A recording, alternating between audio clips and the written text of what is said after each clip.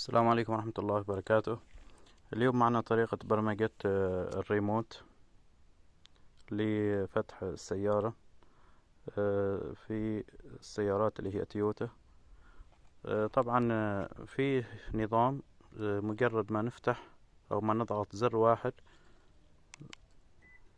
نلاحظ أن فقط اللي فتح هو فقط باب السائق، لا تفتح جميع الأبواب. طريقة جعل جميع الأبواب تفتح، نذهب إلى إعدادات السيارة من الشاشة. هذه طبعا الشاشة الرئيسية للسيارة، سيارة تويوتا.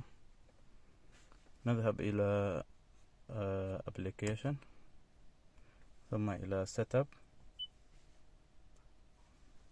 بعد ذلك نذهب إلى هذا الخيار، نضغط هنا.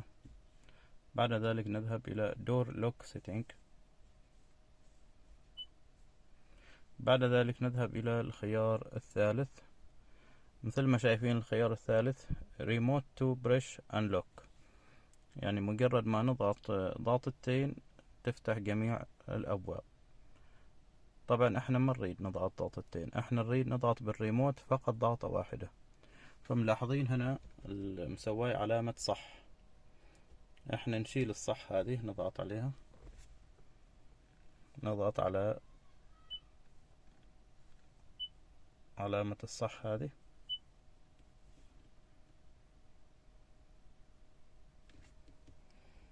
خلاص تو هذا الخيار ما متفعل. ايضا من الخيار الرابع Select Door to Unlock، ما هي الأبواب التي نريد فتحها. نضغط هنا، هل نختار هل نريد مثلا فتح جميع الأبواب أم نريد نفتح اللي هو باب السائق فقط. إذا جميع الأبواب نضغط على All Door، نختار هذه. وبهذه الطريقة خلاص برمجنا السيارة، برمجنا الريموت. نخرج الآن، نشوف، نقرب، نقرب الآن.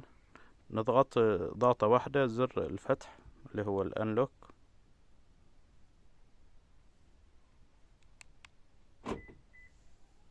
نشوف، نقرب الباب الخلفي، خلاص الباب الخلفي فتح، والباب الأمامي خلاص فتح، وجميع الأبواب فتحت.